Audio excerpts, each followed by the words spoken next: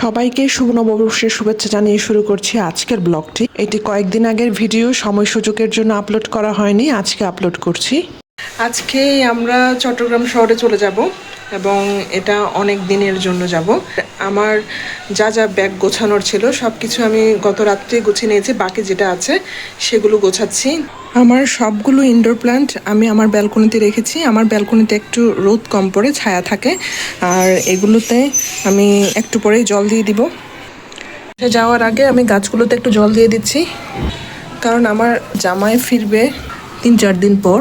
আমার জামাই যখন বাসায় থাকবে তখন সে গাছে জল দেবে। গাছের মাটি প্রায় ভেজা আছে, তারপর আমি অল্প অল্প করে দিয়ে দিয়েছি। আমার পুঁই শাক থেকে আরও কিছু ডগা বেরিয়েছিল, আমি কয়েকটা ডগা কেটে নিয়েছি। আমার মেয়েও জল দিচ্ছে। মাকে হেল্প করছো বাবা? গাছের মরিচগুলো এখন কেটে নিব, এগুলো আমার মায়ের জন্য নিয়ে যাব।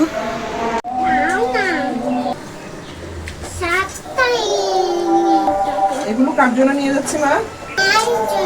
মায়ের জন্য।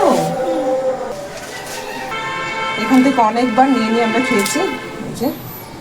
শেষ। এই যে আমার গাছের মরিচ আর শাক।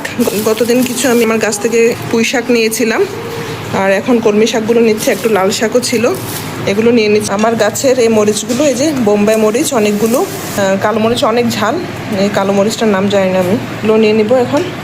সবগুলো মরিচ এখানে নিয়ে নিয়েছি। চারাগুলো নিয়েছি মায়ের জন্য। রান্নাঘরটা একদম ধুয়ে মুছে পরিষ্কার। আর এ হচ্ছে আমাদের ব্যাগের অবস্থা। জানি না সবগুলো কারে ধরবে কিনা, আগে কিছু রেখে যাওয়া লাগে। আমাদের গাড়ি চলে এসেছে, এখন ব্যাগগুলো লোড করা হচ্ছে। ফাইনালি বাসার সব কিছু চেক করে তালা লাগিয়ে দিলাম। যাওয়ার আগে বাড়িওয়ালা ভাবিকে বলে তারপর গাড়িতে উঠছি। আমরা এখন রওনা করেছি, তাই না বাবা? কোথায় যাচ্ছি? চট্টগ্রামে। কার বাসায় যাচ্ছি বাবা আমরা?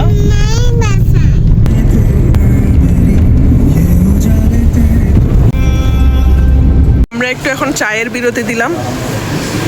আমাদের ড্রাইভার ভাইয়ার লাঞ্চ করছে আর আমরা চা খাচ্ছি। আমার মেয়ে এতদিন একটা সুন্দর একটা ঘুম দিয়ে উঠলো। আমরা চট্টগ্রাম শহরে ঢুকে গেলাম। আমার মেয়ে অধীর আগ্রহে বসে আছে কখন তার মা আর মিমির সাথে দেখা হবে, তাই না বাবা? আমাদের চট্টগ্রাম শহরে আসতে বেশিক্ষণ সময় লাগেনি, রাস্তায় তেমন কোনো জ্যাম ছিল না, আর শহরে ঢোকার সাথে সাথেই জ্যাম শুরু হয়ে গেছে।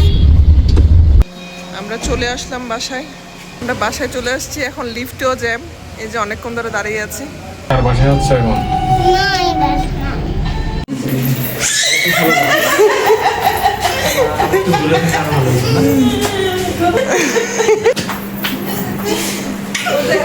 ফাইনালি চলে আসলাম মায়ের কাছে। আমার মেয়ের এই ফুর্তি, এই মজা, এগুলো চলতেই থাকবে।